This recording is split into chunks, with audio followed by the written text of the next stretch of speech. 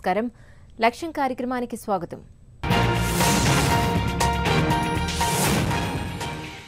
Junior engineers పోస్టులకు staff selection commission notification విడుదల చేసింది. Central water commission, CPWD, postal డిపార్ట్మెంట్లలో నియామకాలకు ఎస్ఎస్సి పరీక్ష నిర్వహించనుంది. సివిల్, మెకానికల్, ఎలక్ట్రికల్ ఇంజనీరింగ్ అభ్యర్థులు ఈ పోస్టులకు పోటీ పడవచ్చు. డిసెంబర్ 6న జరిగే ఈ పరీక్షా విధానం ఎలా ఉంటుంది, అభ్యర్థులకు ఎలాంటి ప్రణాళిక ఉండాలన్న అంశాల గురించి ఈ వారం గమ్యంలో తెలుసుకుందాం.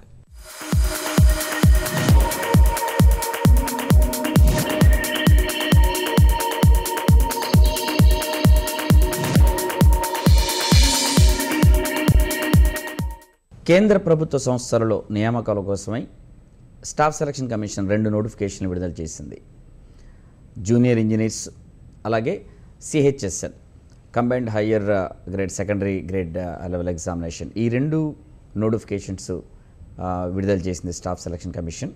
ముందు జూనియర్ ఇంజనీర్స్ నోటిఫికేషన్ తీసుకుంటే దీని పరీక్షకి వివిధ కేంద్ర జలమండలి లాంటి ఇతర కేంద్ర ప్రభుత్వ సంస్థలలో నియామకాల కోసం జూనియర్ ఇంజనీర్, సివిల్, మెకానికల్ మరియు ఎలక్ట్రికల్ ఉద్యోగాల నియామకాల కోసమే ఈ నోటిఫికేషన్ విడుదల చేసింది. ఈ పరీక్ష డిసెంబర్ 6వ తారీఖున, అంటే 4 నెలలకు పైగా సమయం ఉంది ఈ పరీక్ష రాయటానికి. ఒకసారి ఈ పరీక్ష యొక్క విధానాన్ని చూసుకుంటే ఈ పరీక్ష 2 భాగాలుగా ఉంటుంది. రాత పరీక్ష ఒకటి పార్ట్ ఏ, పార్ట్ బి. మొదటి పార్ట్ ఏ ఎగ్జామినేషన్కి వచ్చేసి objective examination, part B examination conventional type ఎగ్జామినేషన్గా ఉంటుంది. ఈ ఆబ్జెక్టివ్ టైప్ ఎగ్జామినేషన్లో 3 భాగాలు ఉంటుంది. మొదటి వచ్చేసి జనరల్ ఇంటెలిజెన్స్ అండ్ రీజనింగ్ మొదటి సెక్షను, రెండోది జనరల్ అవేర్నెస్, మూడోది వచ్చేసి జనరల్ ఇంజనీరింగ్. అది సివిల్ కానీ, మెకానికల్ కానీ, ఎలక్ట్రికల్ కానీ ఏ ఉద్యోగానికైతే అప్లై చేసుకుంటారో వాళ్ళకి సంబంధించినటువంటి పేపరు ఈ 3వ పేపర్గా ఉంటుంది. ఇది ఈ మొదటి పేపర్లో ఉన్నటువంటి 3 సెక్షన్స్. ఇది 200 మార్కుల కోసం ఉంటుంది. 2 గంటల సమయాన్ని కేటాయించారు దీనికి. అదేవిధంగా పేపర్ బి, పార్ట్ బి వచ్చేసి కన్వెన్షనల్ టైప్ ఎగ్జామినేషన్. ఇది 300 మార్కులకు ఉంటుంది. ఈ కన్వెన్షనల్ టైప్ ఎగ్జామినేషన్ ఏ ఉద్యోగానికైతే అప్లై చేస్తారో, జనరల్ ఇంజనీరింగ్, ఇది కూడా సివిల్ కానీ, మెకానికల్ కానీ, ఎలక్ట్రికల్ కానీ ఏది అప్లై చేసిన వాళ్ళకి దానికి సంబంధించినటువంటి పేపర్ ఉంటుంది ఇది. సో పార్ట్ ఏ వచ్చేసి 200 మార్కులు ఆబ్జెక్టివ్ ఎగ్జామినేషన్, పార్ట్ బి వచ్చేసి కన్వెన్షనల్ టైప్ 300 మార్కులు, మొత్తం 500 మార్కులకి ఈ రిటర్న్ ఎగ్జామినేషన్ ఉంటుంది. ఇందులో క్వాలిఫై అయిన అభ్యర్థులకి ఇంటర్వ్యూని కండక్ట్ చేయడం జరుగుతుంది. పర్సనల్ ఇంటర్వ్యూ, అది 100 మార్కులకు ఉంటుంది. సో మొత్తం 600 మార్కులకి ఉన్నటువంటిది. ఇందులో రెండిట్లో వచ్చినటువంటి మార్కుల ఆధారంగా నియామకాలను చేపట్టడం జరుగుతుంది. అయితే ఈ రాత పరీక్షకు సంబంధించిన ఆబ్జెక్టివ్ ఎగ్జామినేషన్లో నెగిటివ్ మార్కులు కూడా ఉన్నాయి. క్వశ్చన్ కరెక్ట్ అయితే మార్కులు వస్తాయి, క్వశ్చన్ రాగైతే 0.25 మార్క్స్ని డిడక్ట్ చేయటం అనేది జరుగుతుంది. కాబట్టి అభ్యర్థులు జాగ్రత్తతో ఉండాల్సినటువంటి అవసరం ఉంటుంది. దీంతో పాటుగా వచ్చినటువంటి స్టాఫ్ సెలక్షన్ విడుదల చేసినటువంటి మరొక ముఖ్యమైనటువంటి notification CHSL higher secondary level examination ఒకటి కండక్ట్ చేయడం జరిగింది. ఇంటర్మీడియట్ అర్హతతో వచ్చినటువంటి ఎగ్జామినేషన్ 6500 పోస్టులకు పైగా ఉన్నటువంటి ఈ యొక్క ముఖ్యమైన నోటిఫికేషన్ కేంద్ర ప్రభుత్వంలో ఉన్నటువంటి సంస్థల్లో ఉద్యోగాలకి postal assistant, data entry operator మరియు లోయర్ డివిజనల్ క్లర్క్ LDCC, ఈ 3 ముఖ్యమైన పోస్టుల కోసం ఈ నోటిఫికేషన్ రావడం జరిగింది. ఈ పరీక్ష వచ్చేసి నవంబర్ నెల 1, 15 మరియు 22వ తారీఖుల్లో ఏదో ఒక రోజున ఎగ్జామినేషన్ ఉండేటువంటి అవకాశం ఉంటుంది అభ్యర్థులకి. అయితే ఈ పరీక్ష యొక్క విధానాన్ని మనం గమనిస్తే ఇందులో 4 విభాగాలు ఉన్నాయి. మొత్తం మీద ఈ పరీక్షలో 4 సెక్షన్స్ ఉన్నాయి. మొదటి సెక్షన్ వచ్చేసి జనరల్ ఇంటెలిజెన్స్, రెండోది క్వాంటిటేటివ్ ఆప్టిట్యూడ్, తర్వాత జనరల్ ఇంగ్లీష్, జనరల్ అవేర్నెస్. ఈ 4 సెక్షన్స్ 50 ప్రశ్నలు చొప్పున ఒక్కొక్క సెక్షన్లో మొత్తం 200 క్వశ్చన్స్ 200 మార్కులకి ఇవ్వడం జరిగింది. ఒకసారి మనం ఈ యొక్క పరీక్షల్లో ఉన్నటువంటి సిలబస్ని అర్థం చేసుకుంటే జనరల్ ఇంటెలిజెన్స్ 2 పరీక్షల్లోనూ ఉన్నటువంటి జనరల్ ఇంటెలిజెన్స్, జనరల్గా ఉన్నటువంటి దీంట్లో verbal and non verbal reasoning నుంచి ప్రశ్నలు ఉంటాయి. లెటర్ సిరీసు, నంబర్ సిరీసు, అలాగే క్లాసిఫికేషను, ఎనాలజీ, వీటితో పాటుగా coding, decoding and other general reasoning, verbal రీజనింగ్లో వచ్చేసి అదర్ జనరల్ క్వశ్చన్స్, డైరెక్షన్స్ లాంటి ఇతర టాపిక్స్ నుంచి కూడా ప్రశ్నలు వస్తాయి. అలాగే కొంచెం స్టేట్మెంట్ ఆధారితమైనటువంటి ప్రశ్నలు కూడా మనని గమనించాల్సిన అవకాశం ఉంది, చూసుకోవాల్సినటువంటి అవసరం బాగా ఉంది. దానికి గ్రామర్లో ఇంగ్లీష్ పట్ల కొంచెం గ్రిప్ బాగా ఉన్నట్టయితే, ఇంగ్లీష్ పట్ల కొంచెం మంచి ఇది చేసుకోగలిగినట్టయితే ప్రశ్నల్ని చాలా తేలిగ్గా చేసుకునే అవకాశం ఉంటుంది. అలాగే జనరల్ అవేర్నెస్ విభాగానికి వస్తే, జనరల్ అవేర్నెస్ విభాగంలో చుట్టుపక్కల జరుగుతున్నటువంటి జనరల్ సాధారణటువంటి విషయాల గురించినటువంటి అవగాహన ఉంటుంది. కరెంట్ అఫైర్స్తో పాటుగా జాగ్రఫీ కావచ్చు, హిస్టరీ కావచ్చు, సైన్స్ అండ్ టెక్నాలజీ, తర్వాత కల్చర్, వీటికి సంబంధించి కాస్త బాగా అధ్యయనం చేయాల్సి ఉంటుంది, బాగా చూసుకోవాల్సినటువంటి అవసరం ఉంటుంది. వీటిలో వచ్చే మార్కులు అన్నమాట. సో ఈ 2 విభాగాలు జనరల్ అవేర్నెస్ మరియు జనరల్ ఇంటెలిజెన్స్ మనకి ఈ జూనియర్ ఇంజనీర్స్ మరియు సిహెచ్ఎస్ఎల్ పరీక్షలు రెండిట్లో ఉన్నాయి. అలాగే మన సిహెచ్ఎస్ఎల్ పరీక్షలో ఉన్నటువంటి క్వాంటిటేటివ్ యాప్టిట్యూడ్ విభాగాన్ని చూసుకుంటే, ఈ క్వాంటిటేటివ్ యాప్టిట్యూడ్ విభాగాన్ని మనం 3 భాగాలుగా చూసుకోవచ్చు. 1 అర్థమెటిక్, 2 మ్యాథమెటిక్స్, 3 వచ్చేసి డేటా ఇంటర్ప్రిటేషన్. అర్థమెటిక్ అంటే జనరల్గా ఉండే బిజినెస్ మ్యాథమెటిక్స్, జనరల్ అర్థమెటిక్ ప్రశ్నలు, నంబర్ సిస్టము, తర్వాత ratios, LCM and HCF, profit and loss, interest, percentages, తర్వాత యావరేజెస్, తర్వాత time and work, time and distance, ఈ ప్రశ్నలన్నింటినీ అర్థమెటిక్ పార్ట్లో చూసుకోవచ్చు. అలాగే డేటా ఇంటర్ప్రిటేషన్ విభాగానికి వస్తే, అనాలిసిస్ అండ్ ఇంటర్ప్రిటేషన్ విభాగానికి వస్తే వివిధ గ్రాఫ్లు, పట్టికలు రూపంలో వచ్చినటువంటి ప్రశ్నలు ఇచ్చి దానికి సంబంధించినటువంటి ప్రశ్నలు అడిగేటువంటి విభాగం. అందులో బార్ డయాగ్రామ్ కావచ్చు, పై చార్ట్ కావచ్చు, తర్వాత టేబుల్స్ కావచ్చు, లైన్ గ్రాఫ్స్ కావచ్చు, తర్వాత హిస్టోగ్రామ్స్, ఇలాంటివన్నీ దానికి సంబంధించినటువంటి ప్రశ్నలన్నింటినీ కూడా బాగా చూసుకోవాల్సిన అవసరం ఉంటుంది. పర్సంటేజెస్, యావరేజెస్, రేషియోస్ మీదటువంటి గ్రిప్, అర్థమెటిక్ టాపిక్స్లో ఉన్నటువంటి ఈ 3 మీద గ్రిప్ బాగా తెచ్చుకోగలిగితే ఈ డేటా అనాలిసిస్ సంబంధించినటువంటి ప్రశ్నల్ని చాలా తేలిగ్గా చేయడానికి అవకాశం ఉంటుంది. అలాగే సిహెచ్ఎస్లో ఉన్నటువంటి మరొక విభాగం జనరల్ ఇంగ్లీష్. ఇది సహజంగా ఇచ్చేటువంటి జనరల్ ఇంగ్లీష్ ఎక్కువగా గ్రామర్ ఆధారితమైనటువంటి ప్రశ్నలు, స్పాటింగ్ ఎర్రర్స్ కావచ్చు, తర్వాత కరెక్షన్ ఆఫ్ సెంటెన్సెస్ కావచ్చు, జంబుల్డ్ సెంటెన్సెస్ కావచ్చు, క్లోజ్ టెస్ట్ కావచ్చు, కాంప్రహెన్షను, ఇవే ఎక్కువగా ప్రశ్నలు వచ్చేది. తర్వాత సినానిమ్స్, యాంటోనిమ్స్, వీటన్నిటిలో కూడా ఎక్కువ ప్రశ్నలు వీటి నుంచి ఉంటాయి. కాబట్టి కాస్త గ్రామర్ని బాగా చూసుకోగలిగితే ఈ ప్రశ్నలన్నింటినీ బాగా సాధించడానికి అవకాశం బాగా ఉంటుంది.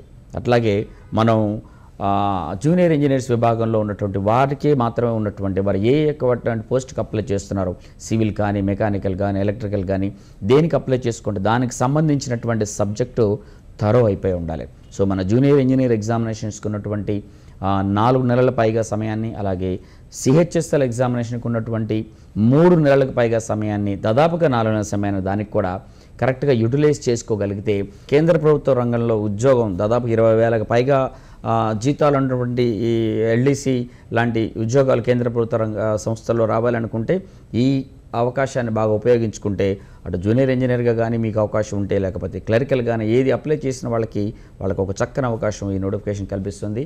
ఈ అవకాశాన్ని ఉపయోగించుకుంటే కేంద్ర ప్రభుత్వంలో ఉద్యోగం రావడం అనేది చాలా సులభంగా ఉంటుంది. ప్రపంచవ్యాప్తంగా సమాచార విప్లవం అద్భుతాలు సృష్టిస్తోంది. ఎలాంటి సమాచారాన్నైనా కంప్యూటర్ ద్వారా అంతర్జాల సహాయంతో సేకరించవచ్చు. ఏ దేశానికి సంబంధించిందైనా, ఏ కంపెనీకి సంబంధించిన సమాచారమైనా ఓ చోట స్టోర్ చేసి అక్కడి నుంచి పొందడానికి ఉపయోగించే పరిజ్ఞానాన్ని క్లౌడ్ టెక్నాలజీ అంటున్నారు. పెద్ద పెద్ద స్టోరేజీ సౌకర్యం గల కంపెనీల సర్వర్లలో సమాచారాన్ని పదిలపరుస్తారు. అవసరమైన వారు ఆ సమాచారాన్ని పొందవచ్చు. అలాంటి క్లౌడ్ టెక్నాలజీలో నేడు ప్రపంచవ్యాప్తంగా అపార ఉద్యోగావకాశాలున్నాయి. వాటి గురించి మరిన్ని విశేషాలు మలుపులో తెలుసుకుందాం.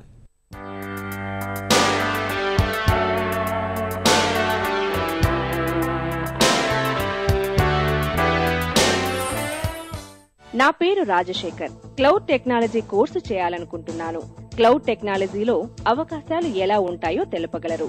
రాజశేఖర్, హైదరాబాద్. మనం ఇప్పుడు క్లౌడ్ టెక్నాలజీ గురించి కొన్ని విషయాలు తెలుసుకుందాం. ముందుగా క్లౌడ్ గురించి తెలుసుకునే ముందు అసలు క్లౌడ్కి రిమైనింగ్ వేరే టెక్నాలజీస్కి ఉన్న డిఫరెన్సెస్ ఏంటి?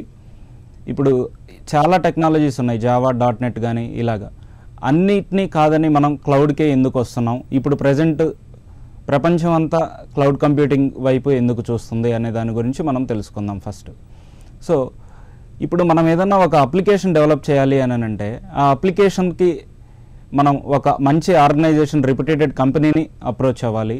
ఆ కంపెనీలో ఆ అప్లికేషన్ డెవలప్ చేయగలిగిన సామర్థ్యత ఉన్న program developers and network administrators ఇద్దరు ఉండాలి. సో వాళ్ళిద్దరితో పాటు మనకి లైసెన్స్డ్ సాఫ్ట్వేర్స్ కొని ఒక స్టోరేజ్ సర్వర్లో ప్రతిదీ మనం సేవ్ చేసుకుంటూ ఉండాలి నార్మల్ టెక్నాలజీస్లో అయితే. దానివల్ల మనకి కొన్ని ఇబ్బందులు ఉన్నాయి అన్నమాట. ఫర్ ఎగ్జాంపుల్ ఏదైనా స్టోరేజ్ సర్వర్ ఏదైనా ఇష్యూ ఉన్నా, డ్యామేజ్ అయినా సరే మనం మళ్ళీ అది రికవర్ అయ్యే వరకు కొన్ని రోజులు వెయిట్ చేయాల్సి ఉంటుంది.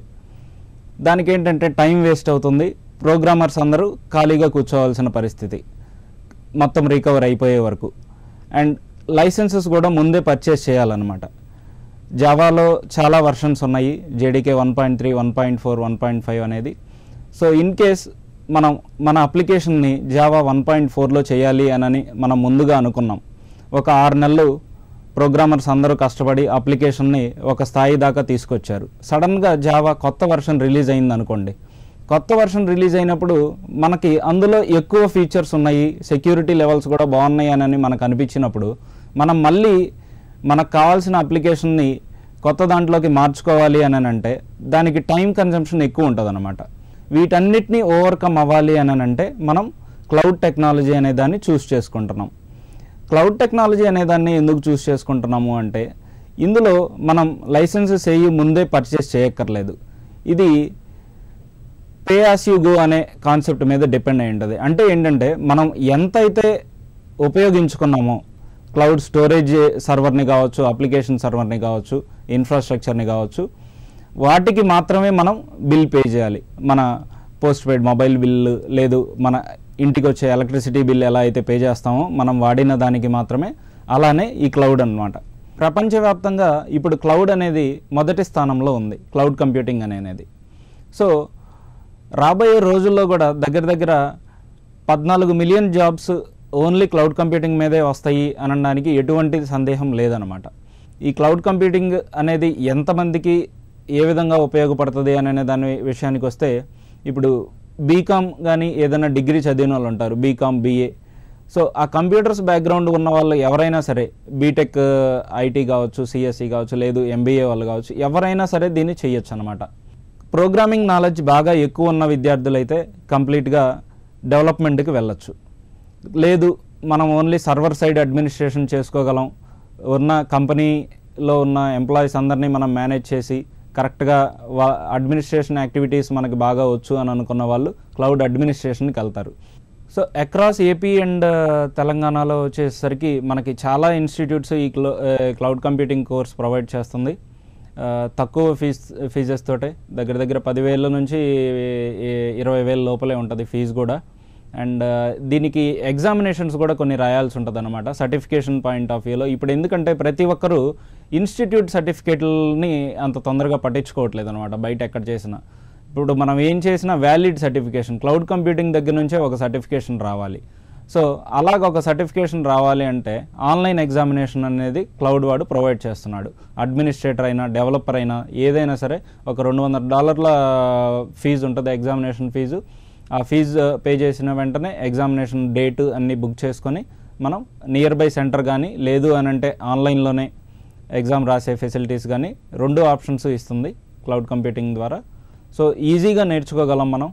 ఈజీగా నేర్చుకొని దీని మీద ఒక మంచి కమ్యూనికేషన్ స్కిల్స్ తోటి కావచ్చు, మన మంచి బిహేవియరల్ యాటిట్యూడ్ తోటి కావచ్చు, ఇంటర్వ్యూ ఫేస్ చేయగలిగితే ఖచ్చితంగా మంచి కంపెనీస్లో జాబ్ రావడానికి ఆస్కారం ఉంది. నేడు ఏ ఉన్నత విద్య చదువుకోవాలన్నా ఆంగ్ల భాష అనివార్యమైంది. దేశ విదేశాల్లో ఉద్యోగాల నిమిత్తం ఉన్నత విద్యను అభ్యసించడానికి యువకులు వెడుతున్నారు. తెలుగు మీడియంలో చదువుకున్న విద్యార్థులకు ఆంగ్ల భాష పెద్ద సమస్యగా అనిపిస్తుంది. మరి ఆంగ్ల భాషను సులభంగా నేర్చుకునే విధంగా ఇంగ్లీష్ ఈజీ మంచి విషయాలను అందిస్తుంది. జాగ్రత్తగా గమనించి మంచి ఫలితాలను పొందుతారని ఆశిస్తాం.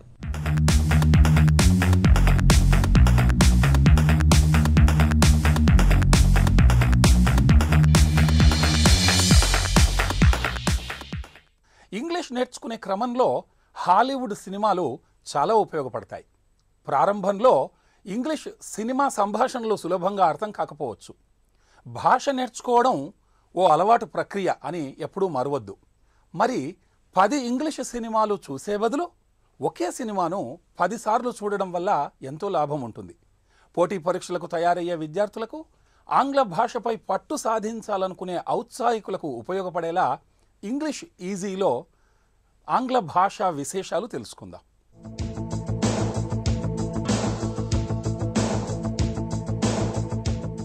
ఆంగ్లంలో మై అంటే నా యొక్క అని మనందరికీ తెలుసు. మై అనే సర్వనామం తర్వాత ఓ నామవాచకం వాడాలి. My book, my brother, my dictionary అనేవి కొన్ని ఉదాహరణలు. మై వాడుతూ ఈ సంభాషణ చూద్దాం.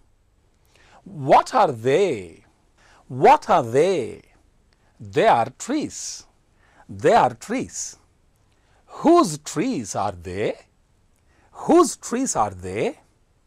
They are my trees. They are my trees. Are they your trees? Are they your trees? Yes, they are. Yes, they are my trees. Yes, they are. Yes, they are my trees. Are they his trees? Are they his trees? No, they are not. No, they are not his trees. No, they are not. No, they are not his trees. Are they her trees? Are they her trees? No, they are not. No, they are not her trees. No, they are not. No, they are not her trees. Whose trees are they? Whose trees are they? They are my trees. They are my trees. Aren't they your trees? Aren't they your trees? Yes, they are my trees. Yes, they are my trees. ఇంగ్లీష్లో whose అంటే ఎవరి యొక్క, ఎవరి అని అర్థం. whose book అంటే ఎవరి పుస్తకం అని తెలిసిందే.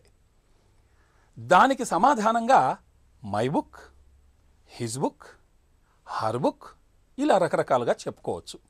సంభాషణ చూశారుగా. ఇదే సంభాషణకి అవే జవాబులు మీరు చెప్పే ప్రయత్నం చేయండి. కేవలం జవాబులు మాత్రమే చెప్పండి. What are they? They are trees. Whose trees are they? They are my trees. Are they your trees? Yes they are. Yes they are my trees. Are they his trees? No they are not. No, they are not his trees. Are they her trees? No, they are not. No, they are not her trees. Whose trees are they? They are my trees. Aren't they your trees? Yes, they are my trees.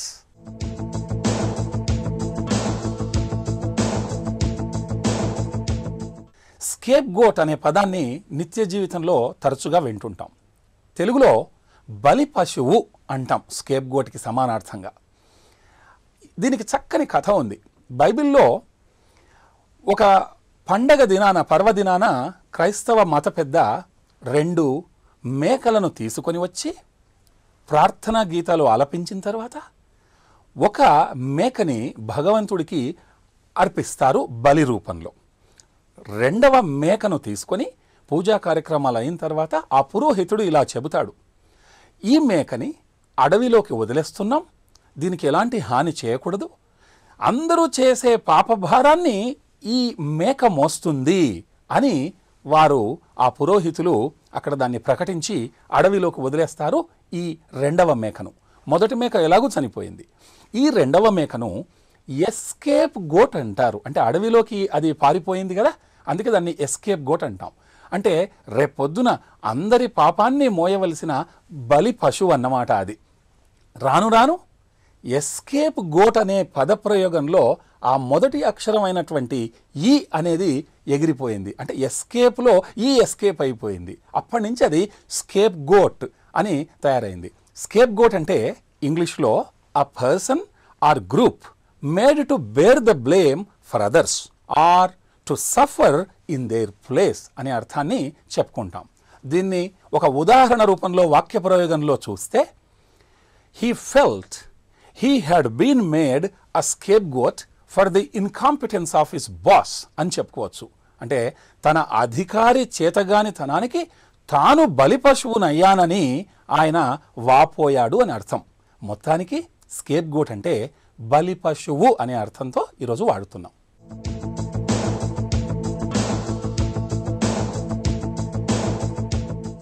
ఏ నుంచి Z వరకు అక్షరాలన్నీ ఒకే వాక్యంలో ఉంటే దాన్ని పాన్గ్రామ్, PANGRAM, పాన్గ్రామ్ అంటాం.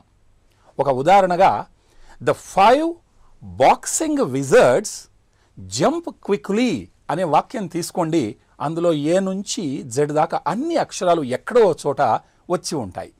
అదేవిధంగా pack my box with 5 dozen liquor jugs అనేది ఇంకొక ఉదాహరణ. ఇలా ఏ నుంచి జెడ్ దాకా అన్ని అక్షరాలు ఎక్కడైనా వస్తే అలాంటి ప్రయోగాన్ని పాన్గ్రామ్ అంటాం. ఈ వారం ఉద్యోగాలు, ప్రవేశాల్లో మరికొన్ని అవకాశాల వివరాలను పొందుపరిచాం. పూర్తి వివరాల కొరకు ఆయా సంస్థల వెబ్సైట్లను కూడా అందిస్తున్నాం. మరి జాగ్రత్తగా గమనించి లబ్ధి పొందుతారని ఆశిస్తాం. Staff selection commission junior engineer పోస్టులు 1000. అర్హత సంబంధిత డిగ్రీ, డిప్లొమా, ఇంటర్. ఎంపిక రాత పరీక్ష, ఇంటర్వ్యూ ఆధారంగా. చివరి తేదీ August 10. Ordnance factory, Pune. Welder, fitter, Turner సహా పలు విభాగాల్లో సెమీ స్కిల్డ్ గ్రేడ్ పోస్టులు 170. అర్హత 10వ తరగతి, సంబంధిత ITI. ఎంపిక రాత పరీక్ష, ట్రేడ్ టెస్ట్ ఆధారంగా. చివరి తేదీ August 1. Export import bank of India పలు విభాగాల్లో మేనేజర్ పోస్టులు 68. అర్హత సంబంధిత డిగ్రీ, PG. ఎంపిక రాత పరీక్ష ఆధారంగా. చివరి తేదీ జూలై 22. ఆదాయ పన్ను విభాగం ఆంధ్రప్రదేశ్, తెలంగాణలో ట్యాక్స్ అసిస్టెంట్ల పోస్టులు 36. అర్హత సంబంధిత డిగ్రీ. చివరి తేదీ July 31. Air India cabin supervisor, technician పోస్టులు 16. అర్హత హోటల్ మేనేజ్మెంట్ డిగ్రీ, డిప్లొమా. ఎంపిక ఇంటర్వ్యూ ఆధారంగా. చివరి తేదీ July 30. Institute of hotel management PG diploma కోర్సులో ప్రవేశాలు. అర్హత డిగ్రీ. ఎంపిక ఇంటర్వ్యూ ఆధారంగా. చివరి తేదీ August 3. Institute of rail transport దూర విద్యా విధానంలో డిప్లొమా కోర్సుల్లో ప్రవేశాలు. అర్హత సంబంధిత డిగ్రీ, డిప్లొమా. చివరి తేదీ ఆగస్టు 31. ఈ వారం లక్ష్యం కార్యక్రమం మీకెంతగానో ఉపకరిస్తుందని ఆశిస్తాం. మీ అభిప్రాయాలు, సూచనలు మా ఇమెయిల్ ఐడికి పంపించండి. మా ఇమెయిల్ ఐడి laksham@etv.co.in. వచ్చే వారం మరికొన్ని అంశాలతో మళ్లీ మీ ముందుకు వస్తుంది మీ లక్ష్యం. అంతవరకు సెలవు. నమస్కారం. విద్యా ఉద్యోగం వికాసాల కార్యక్రమం లక్ష్యం ఇప్పుడు యూట్యూబ్ ఆన్లైన్లో www.youtube.com/etv news లింక్ ద్వారా వీక్షించండి.